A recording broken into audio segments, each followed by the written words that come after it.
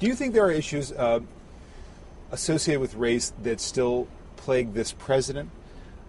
He has tried to sort of transcend that conversation, but do you think that racial animosity simmers below the surface in terms of scrutiny of this president? Well, I think the scars and stains of racism are deeply embedded in American society.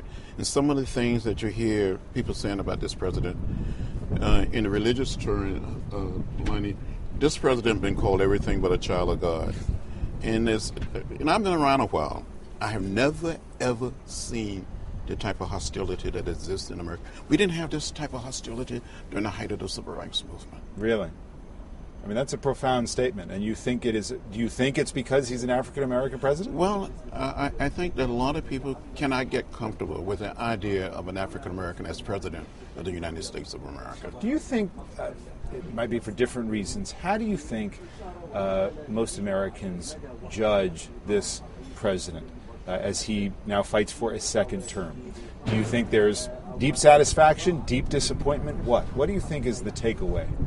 Well, I think many, many Americans, and I'd like to believe and feel that the great majority of Americans believe that this president is one of the few grown-ups around today at the national level.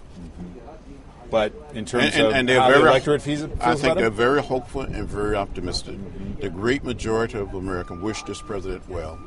It was difficult for him to meet expectations that were sort of projected onto him by his supporters. How has he done, Lonnie, in your judgment? You know, in many ways, I think he's done a really brilliant job. The challenge is that you'll never meet those expectations. Mm-hmm. That, you know, the notion was that when Barack Obama became president, race would go away.